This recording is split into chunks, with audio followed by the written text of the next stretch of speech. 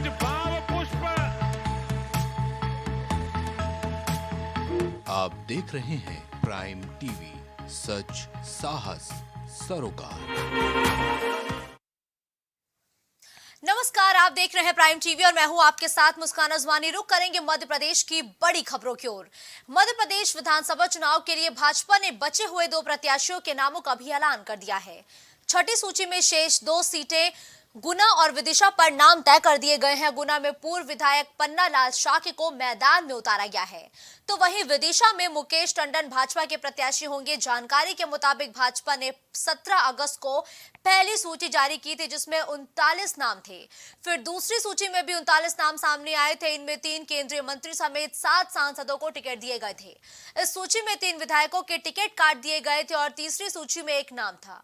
चुनाव की तारीख घोषित होते ही भाजपा ने चौथी सूची जारी की थी। चौथी सूची में भाजपा ने मुख्यमंत्री शिवराज सिंह चौहान समेत 25 मंत्रियों को टिकट दिया था। वही 57 प्रत्याशियों की सूची में सभी वर्तमान विधायकों को टिकट दिए गए हैं।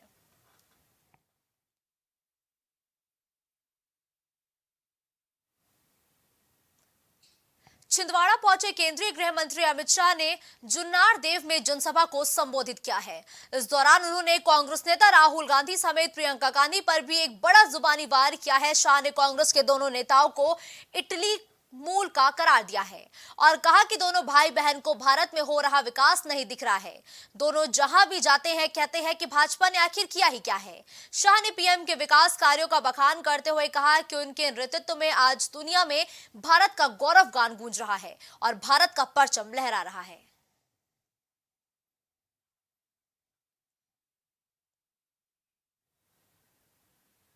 खबर रायसेन से है, जहां दौरे पर आए पूर्व मुख्यमंत्री कमलनाथ ने स्थानीय दशहरा मैदान पर जनसभा को संबोधित किया है। साथ ही कमलनाथ ने सांची विधानसभा के कांग्रेस प्रत्याशी जीसी गौतम के पक्ष में लोगों से वोट की अपील की है। सभा में कमलनाथ के साथ प्रदेश उपाध्यक्ष संजय मसानी के साथ स्थानीय नेता भी मौजूद रहे। अपने संबोधन में कमलनाथ ने शिवराज सरकार पर जमकर निशाना साधा। कमलनाथ ने बोला कि बीजेपी सरकार ने प्रदेश को कर्ज में डुबो दिया है। प्रदेश में चौपट शिक्षा और चौपट स्वास्थ्य व्यवस्था के साथ ही चौपट अर्थव्यवस्था भी अब दिखाई देने लगी है।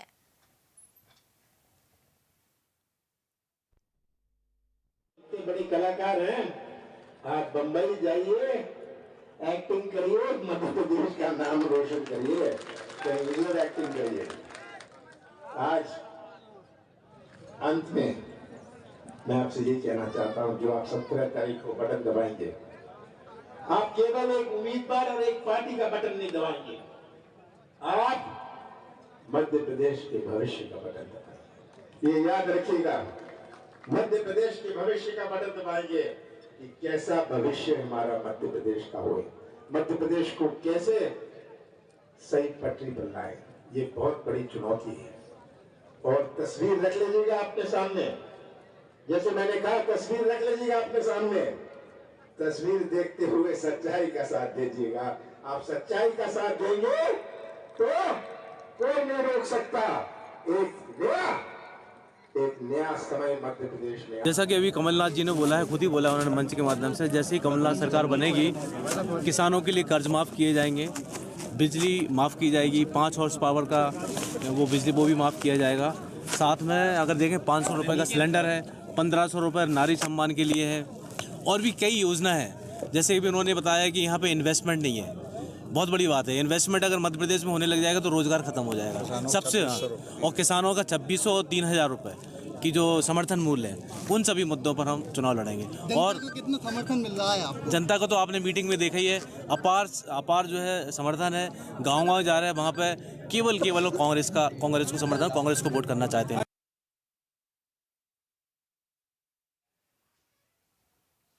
अगली खबर दामों से है, जहां प्रियंका गांधी की जनसभा में शामिल नहीं होने पर कमलनाथ और दिग्विजय सिंह के बीच तल्खियां सामने आ रही हैं। सियासी गलियारों में यह चर्चा होने लगी थी कि कमलनाथ और दिग्विजय के बीच कुछ ठीक नहीं चल रहा, लेकिन इन सब आरोप प्रत्यारोप के बीच दिग्विजय के बयान ने तमाम अटकलों पर अब आखिरकार विराम लगा दिया है। 30 तारीख को दतिया जा रहा हूं। दतिया में नरोत्तम मिश्रा जी के खिलाफ जनता में जो रोष है, मैं वहां जाकर कांग्रेस पार्टी के उम्मीदवार का जब पर्चा भरेगा तो मैं उनके साथ रहूंगा। इसलिए साथियों, इन भ्रामक प्रचारों से दूर रहें। कांग्रेस पार्टी में सब लोग एक हैं, एकजुट है। जनता जो बदलाव चाहती है उसी बदलाव के लिए हम जनता से अपील करते हैं। और यह भी एक बात समझने की है कि एक तरफ जनबल है कांग्रेस के साथ, दूसरी तरफ धन बल है भाजपा के साथ, और धनबल का उपयोग वे झूठी खबरें छपवाने में उपयोग कर रहे हैं। ये पुरानी इनकी रणनीति रही है, इन सबको समझते हैं। इस प्रदेश में दो ही दल हैं, विशेषकर मध्य प्रदेश में, या तो सरकार कांग्रेस की बनेगी या भाजपा की बनेगी। ये छोटे छोटे दलों की कोई सरकार बनने वाली नहीं है। इसलिए मेरी सभी मतदाता भाइयों और बहनों से प्रार्थना है कि वे इनके झांसे में ना आए। बदलाव जनता चाहती है।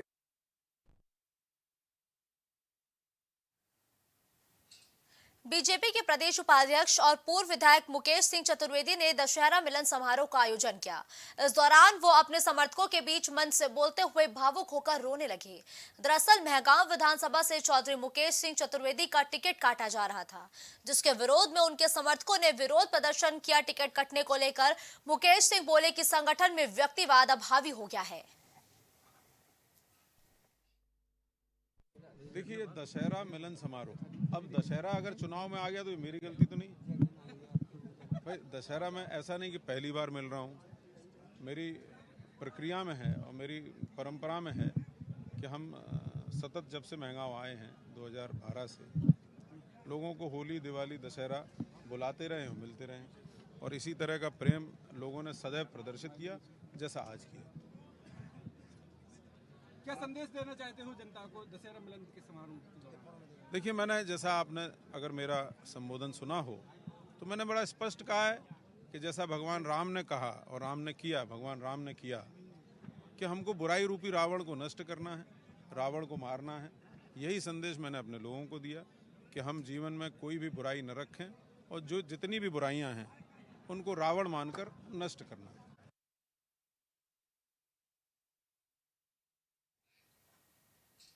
मध्य प्रदेश विधानसभा चुनाव के मद्देनजर केंद्रीय मंत्री नरेंद्र सिंह तोमर परिवार समेत अपने विधानसभा क्षेत्र में प्रचार प्रसार में जुटे हुए हैं।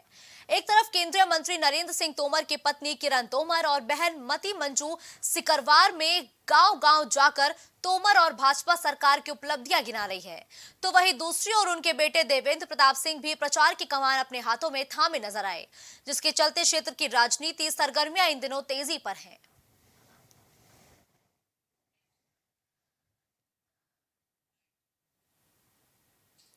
मध्य प्रदेश में होने वाले चुनाव को लेकर बसपा सुप्रीमो मायावती ने भी कमर कस ली है। अपने उम्मीदवारों के पक्ष में मायावती भी अब चुनावी मैदान में उतरेंगी। वो अपने प्रत्याशियों के लिए एक दिन में 2 जनसभाएं करेंगी। 6, 7, 8, 10 और 14 नवंबर को मध्य प्रदेश में मायावती रहेंगी और इस दौरान मायावती प्रत्याशियों के पक्ष में जनसभा करके दमदारी के साथ चुनाव लड़ने का आह्वान भी करती हुई दिखाई देंगी।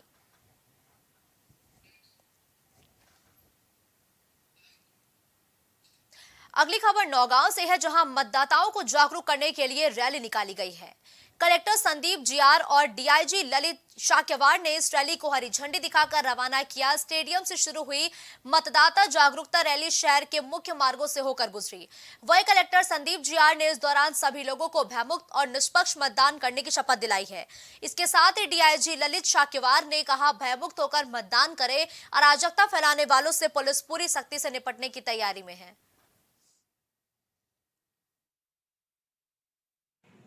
सबसे पहली बात तो यह है कि जो 17 तारीख को हमारा विधानसभा का जो मतदान है वो शांतिपूर्ण और निर्भीक तरीके से निपटे।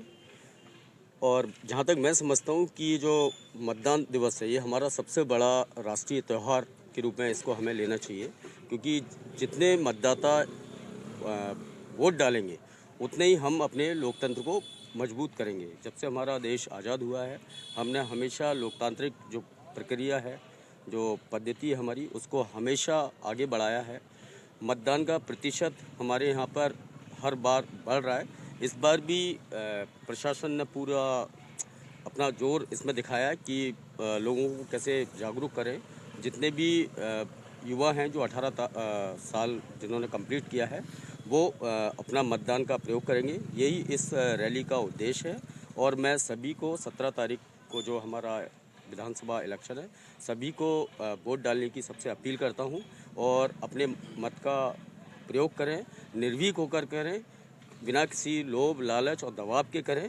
और जब हम अपने मतदान का प्रयोग करेंगे तो हमारा लोकतंत्र मजबूत होगा और हमारा जो भारत देश है वो आगे विकास के पथ पर अग्रसर होगा। इस बार हम लोग जो छतरपुर का नारा है कि छतरपुर मारेगा शतक, तो उसी तारतम्य में जैसे हम लोग 100% वोटिंग के तरफ हम लोग एम कर रहे हैं, ताकि प्रत्येक मतदाता अपना मताधिकार का उपयोग करे, अपना सही अधिकार का मत का अपना कास्ट करे, ताकि स्पेशली महिलाएं जो इस बार हमारा जेंडर रेशियो जो है बहुत ही इंक्रीज़ हुआ है, 882 हुआ है, जो पहले 850 हुआ करता था, तो उसको लेके हम 882 तक ला पाए हैं। तो ये सारे महिलाएं हमारा वोट करें, हमारे माताएं बहनें।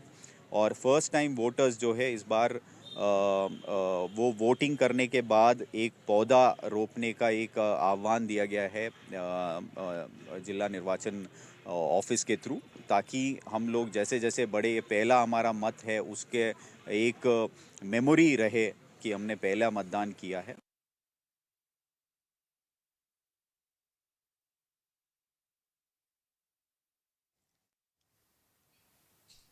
खबर ग्वालियर से है, जहां दिवाली का त्योहार नजदीक आते ही अवैध पटाखों के भंडारण की खबरें भी सामने आने लगी हैं। पुलिस ने एक टेंट गोदाम में छिपा कर रखी गई लाखों रुपए के अवैध पटाखों को जब्त किया है और बताया गया है कि वहां आसपास गरीब बस्ती भी है। ऐसे में कोई भी बड़ा हादसा कभी भी हो सकता है। मामले में पुलिस ने 2 आरोपियों को हिरासत में लेकर पूछताछ भी शुरू कर दी है।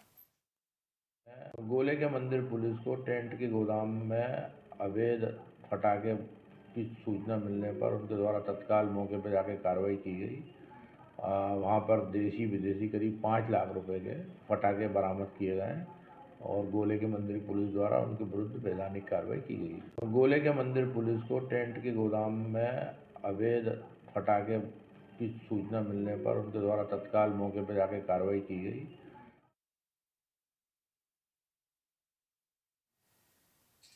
खबर दमोह से है, जहां एक बिजली कर्मचारी की ट्रांसफार्मर सही करते समय करंट की चपेट में आने से मौत हो गई है। कर्मचारी की मौत से गुस्साए लोगों ने सड़क पर शव रखकर प्रदर्शन किया है और मुआवजे की भी मांग की है। बताया जा रहा है कि मृतक लाइनमैन बिजली विभाग में निजी तौर पर काम करता था और घटना के बाद मौके पर पहुंची पुलिस ने लोगों को बमुश्किल समझा बुझाकर शांत कराया और सड़क पर जाम को खुलवाया है। जो घटना हुई है हमारे गांव के भाई मोहन पटेल जी और मोनी पटेल जी, जो कल लाइट दुर्घटना का शिकार हुए, परमिट पर लाइट थी और वह डीपी पर काम कर रहे थे, उसी दौरान लाइट जोड़ दी गई, जिसके कारण उनकी अस्थमा और दर्दनाक मृत्यु हो गई।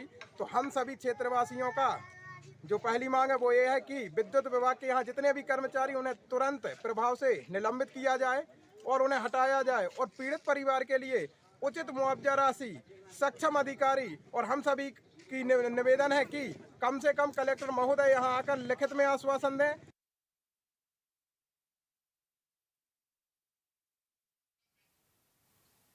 इस बुलेटिन में फिलहाल के लिए बस इतना ही। देश और दुनिया की तमाम बड़ी खबरों के लिए आप देखते रहिए प्राइम टीवी। कुछ भाव पुष्प। आप देख रहे हैं प्राइम टीवी, सच साहस सरोकार।